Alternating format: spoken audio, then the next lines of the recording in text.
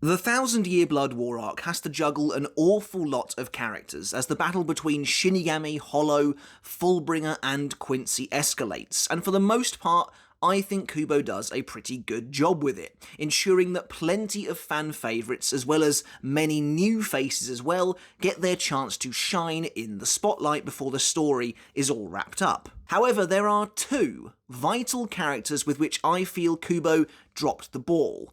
The two fathers, Isshin Kurosaki and Ryuken Ishida. Both of these characters have a palpable history with the arc's villain Yhwach, a personal vendetta, and of course close ties to both Ichigo and Uryu, whose burgeoning conflict is a core part of the actual story itself, a crux of the Thousand Year Blood War arc narrative. So it's fair to say both Isshin and Ryuken deserved to play a much bigger role in the arc than they actually did. Of course, that's not to say they don't play a role at all. After all, Ryuken is instrumental in the eventual defeat of the Quincy King, but and I think a large portion of the community, would have liked to have seen them involved on a greater level, especially since I think Kubo did a fantastic job of tying their lore, their history, into that of Yhwach's, helping to make this brand new villain a much more intimate antagonist for some of our heroes, where otherwise he simply wouldn't have been at all. Honestly, it could have been very possible, easy even, for Yhwach to have remained this very distant, aloof, above-it-all villain, a warlord who's really only the enemy of the wider Gotei 13 organisation at large. But by tying Yhwach into the stories of Masaki, of Katagiri, of Isshin and Ryuken, he becomes a more personal villain, which I never really expected, but I think works really well. And so, while both Isshin and Ryuken prove crucial in their own way during the final arc, to have them sit out of this universe-ending battle for as much as they did always felt wrong. So, in today's video, we're going to take a look at the respective roles of these two characters and how they could possibly be improved upon, as well as look at what steps the anime has already taken to do so. With Cores 3 and 4 potentially promising some sizable changes, I'm optimistic that both Isshin and Ryuken will be given the showing they deserve. But with that said, let's take a look at their individual roles in the arc, and even compare them to their showings in previous arcs as well. Before we get started on the video, guys, if you haven't hit subscribe yet, make sure to do that now for more Bleach content like this every single week. And if you enjoyed the video, when you're done with it, make sure to give it a thumbs up as well to help support me and the channel. And if you want to take that support from me another step further, I do also have a Patreon as well. And as always, I want to say a massive thank you and give a huge shout out to everyone supporting me there over on Patreon. I really do appreciate each and every one of you so very much, so thank you once again. And yes, there will be spoilers for the as of yet unanimated sections of the Thousand Year Blood War arc in this video to come. So let's begin with Isshin, as he's the bigger character of the two, and I'd argue the bigger miss overall as well, at least as far as this arc goes. Disappointingly, Isshin's entire role within the Thousand Year Blood War arc begins and ends with the Everything But the Rain flashback just after the first Quincy invasion.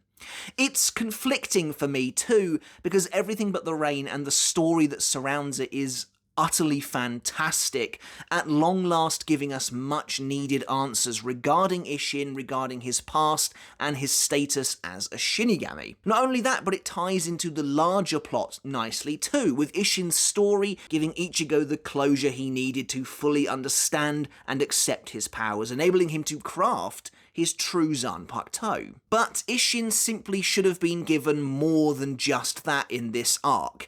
He doesn't fight a single Quincy, and the only battle he actually has is against White during the flashback from 20 years ago.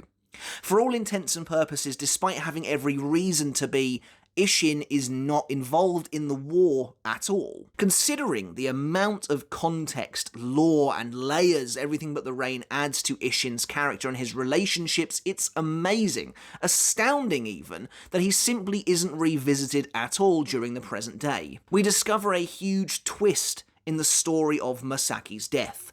Grand Fisher wasn't solely responsible for her fate.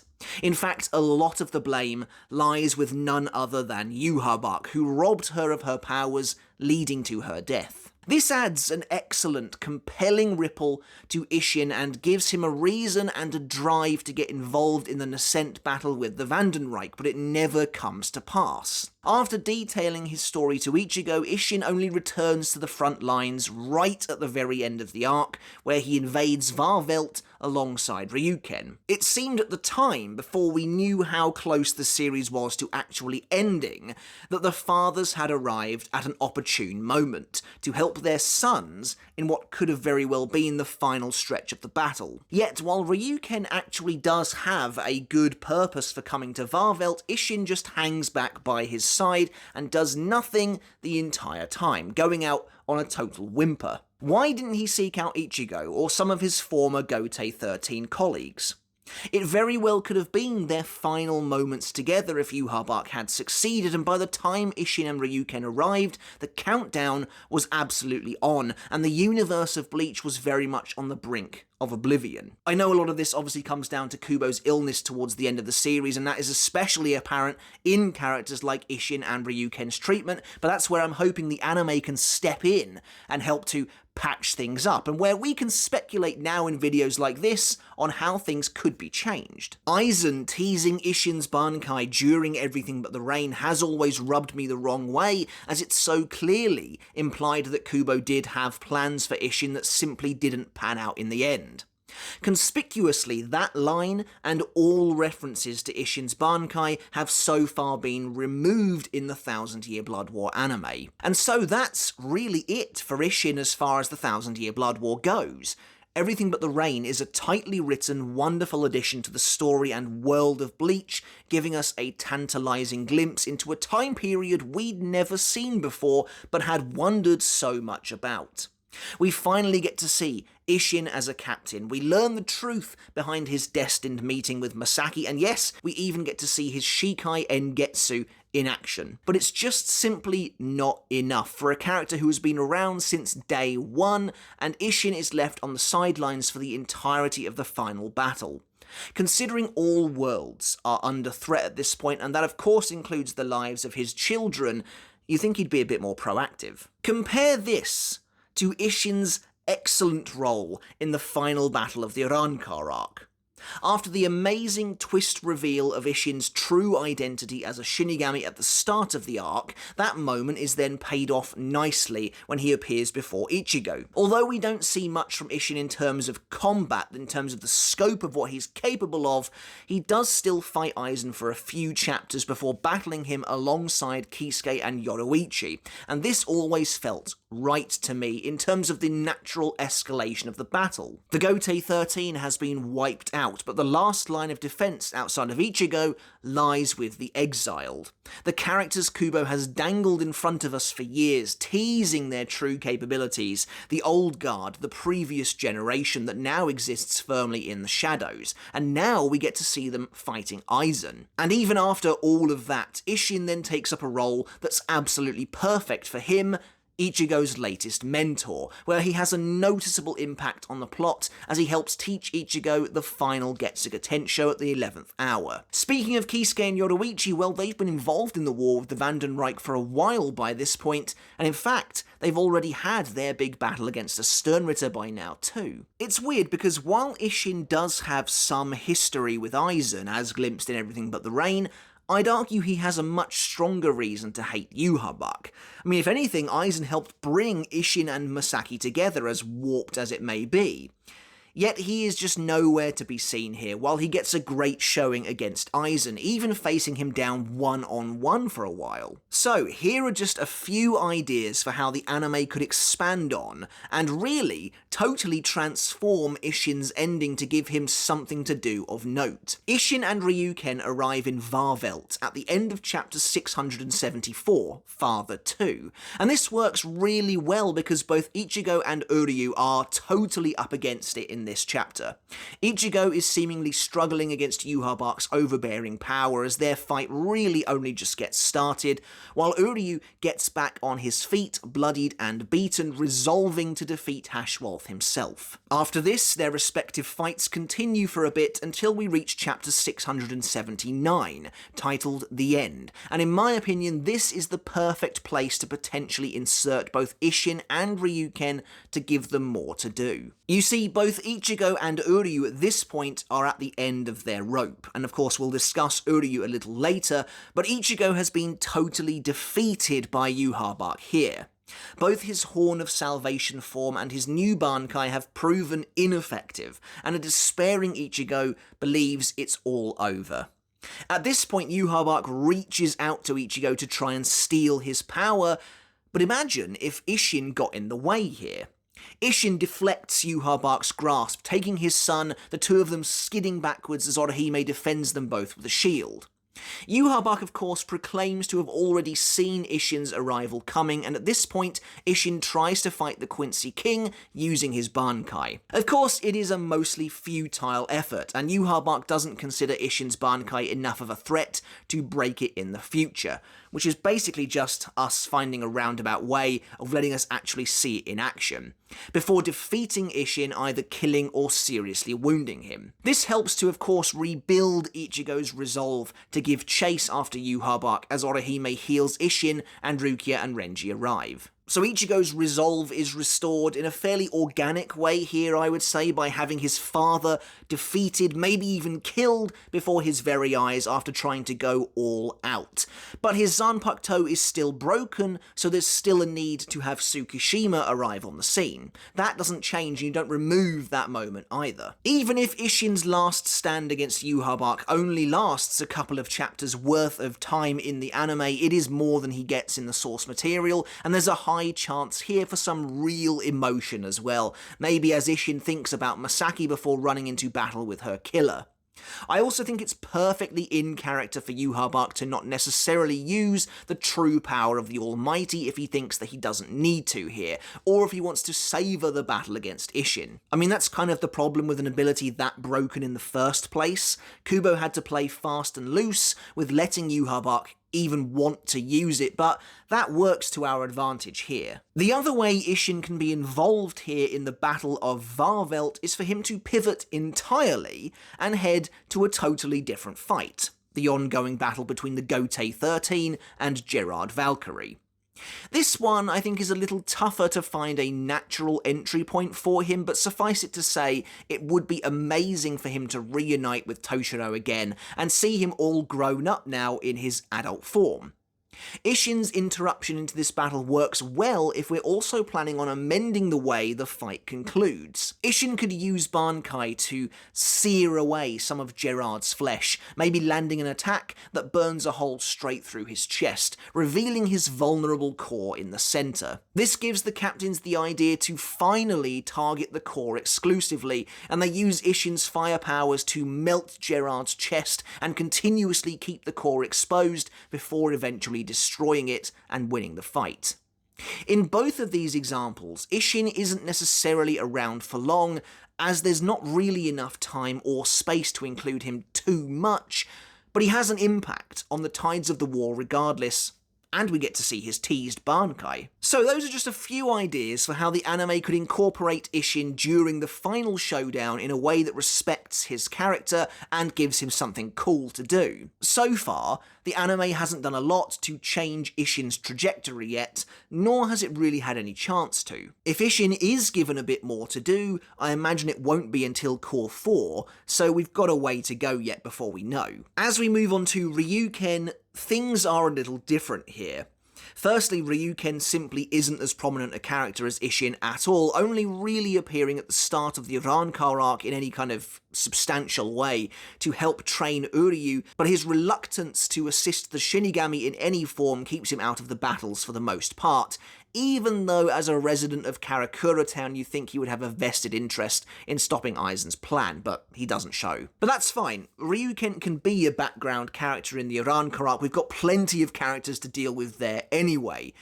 The bigger issue with Ryuken stems from the fact that the final arc is all about the Quincy, and as the self-proclaimed last Quincy himself, you'd think Ryuken would have something to say about the resurgence of this enormous empire from the shadows. Unfortunately though, Ryuken does go missing for almost the entire arc. Like Isshin, he too is a substantial player in Everything But the Rain, and is given a really strong motivation for wanting to take down Yhwach.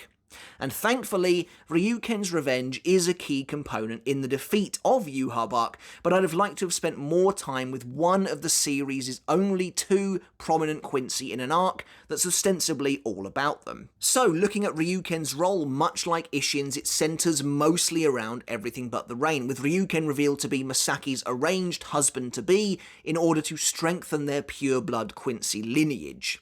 After Masaki is hollow-fied, we see Ryuken's response to that and his feelings of failure and inadequacy that helped to shape the bitter relationship he has with Isshin in the present day. We learn, of course, about his marriage to Katagiri and her fate at the hands of Yhwach's selection. And so Ryuken's character is left to stir in the darkness. His fate is intrinsically linked to that of Isshin's, and we don't see the character again until chapter 674 when he arrives on the battlefield. Except there's a fraction more to him than that. In a flashback, it's revealed that as a child, Uryu stumbled upon his father performing a gruesome autopsy on Katagiri's body. The reason for which is, as of yet, unknown to us. But in the end, it's explained that the autopsy was to remove the piece of silver that formed in Katagiri's heart as a result of Yhwach's Alsvalen, the very same silver that ended up killing her. Ryuken then fashioned an arrowhead from this still silver many years before Yhwach's resurgence in preparation should the Quincy King ever return. In doing so, he forged a weapon capable of defeating Yhwach even at his most dangerous. When Ryuken arrives in Wahrwelt, although he doesn't fight anyone, he delivers this arrowhead to Uryu, detailing what happens to someone when they're struck by the Alsvalen before telling his son that he should be the one to shoot this arrow. And of course, Uryu goes on to strike Yhwach in the heart with the arrow, paralysing him as his powers are robbed from him, turning him into a normal human long enough for Ichigo to deliver the final blow. The concept of the still silver arrow has been criticised a lot in the past, and I've detailed the arrow in a video all of its own. But I'll reiterate the core point that I made there. I like the still silver arrow, and the theme of poetic justice that it rains down upon Yhwach. I just wish it had been foreshadowed a little more effectively. There's not a lot to compare this to when looking at Ryuken's role in the Arrancar arc. As I mentioned, he's completely absent from the final battle there, so technically this is an upgrade for him. That being said, I think we can do more. I think we can push this character further. And where Ryuken is concerned, the anime has already begun doing this. It was always strange that Uryu joins up with the Vandenreich and we get no reaction from Ryuken whatsoever, especially since it seems like Soken had mysterious ties to the Empire himself, to the point where he used to be a member but fled, even going so far as to steal a Sun Key when he left. The anime makes it clear, thanks to several new scenes, that Ryuken is well aware of what's going on, and that he investigates Uryu's own path to supposed extremism, learning what's become of his son and what choices he's made, and maybe even why he might have made them. Ryuken remains closed off from Uryu even when Uryu is asking all of the right questions regarding the return of the Quincy, and this only serves to push Uryu further, seemingly, into the grasp of the Vandenreich. It's not a lot, but it was good to have this additional emphasis placed on the Ishida family in the first part of the anime, helping to flesh out their individual arcs as conflict loomed. This is one area that the anime has made great strides to improving upon, and I'm hoping to see even more in the future. And so I do think that when Core 3 rolls around, there is time there to foreshadow the existence, the creation of the still silver arrow. Much in the same way as Core 2 opened almost randomly with the backstory surrounding Yhwach's birth, his creation, his ascension, I could see Core 3 opening maybe with hints towards Ryuken's creation of the still silver arrow. Maybe we even get the flashback of Ryuken performing the autopsy much earlier than it appears in the source material. Anyway, let's take a look at how we can flesh out Ryuken's involvement in the final battle a bit more. So, we return to chapter 674. Uryu rises to his feet despite being seriously wounded by Hashwolf, declaring that he'll only know for sure who he is on the inside once he defeats the Vandenreich. And by the time we reach chapter 679, Uryu lies beaten thanks to the power of Hashwolf's The Balance, his loss mirroring that of Ichigo's. I'll be honest, while Ichigo's defeat doesn't really feel like it sets up any kind of intervention by an outside figure, Uryu's absolutely does, to the point where I was certain it was exactly what Kubo was doing and was completely shocked, to be honest, when no one turned up to aid him in that moment. With a heavily injured Uryu barely capable of lifting himself off of the ground before him, Hashwolf towers over his defeated enemy, telling Uryu that he really is cut from the same cloth as those foolish humans. Lifting his sword above his head, Hashwolf brings his blade down in one final strike. At this point, we cut away. I mean, if that isn't the perfect cliffhanger to bring someone new in on, I don't know what is, and that's why I really thought it was going to happen. And what makes it even weirder, and what makes me think Kubo had no choice but to pivot away from including Ryuken here at the last minute, is that nothing dramatic happens here at all. Instead, Uryu literally just limply rolls out of the way, and somehow Hashwolf's stab manages to miss him. No, we're not going with that version. Here, Hashwolf brings his blade down upon Uryu, but suddenly an arrow comes blasting in from the edge of the room, striking Hashwolf's hand and causing his sword to go flying, spiraling into the air and catching the light with a shimmer as it falls, revealing an obscured Ryuken in the reflection of the blade itself once it's embedded in the floor. As Ryuken admonishes Uryu for being such a disappointment in classic Ryuken fashion, Hashwolf questions him. Perhaps some history is revealed between the two, or we learn a bit more about any connections Ryuken has to the Vandenreich. How crazy you want to go with the following fight is entirely up to you. Maybe Ryuken reveals a holy form of his own alongside his son in a battle of the angels. Either way, I've always said Uryu actually deserved to win this fight outright, so with his father's help, the two of them are able to overcome Hashwolf. Just as Hashwolf gets up to his feet one last time, he's struck by the Owl's Valen as in the source material, as I do think that's a fitting end for this character. After this, Ryuken gives Uryu the still silver arrow and lets him leave. Personally, again, I think that's a fitting finale for the Ishida family. The defeat of Yhwach's right-hand man is no small feat, and the passing of the torch that enables Uryu to help bring down Yhwach for good. The scope of Ryuken's involvement is definitely more limited than Isshin's, since Ryuken doesn't really have any relationships with anyone else here but Uryu, so his target is obvious, but in a way that makes it more impactful. It feels like it should have always been so. Whether it really was Kubo's true vision to have the two fathers involved in the final battle in a more meaningful way than what we got or not, it's hard to say, but I'm hoping the anime fleshes them both out regardless. As with Isshin, it'll probably be a long time before we see any big changes implemented for Ryuken's arc in the story. The two of them were glimpsed briefly in episode 26 when they sensed the disruption, the shaking of the world caused by the activation of Senjumaru's Bankai, and admittedly neither of them looked like they were really ready to join the war just yet. But perhaps them feeling that tremor is the catalyst that makes them realise that they need to get involved, but we'll have to see.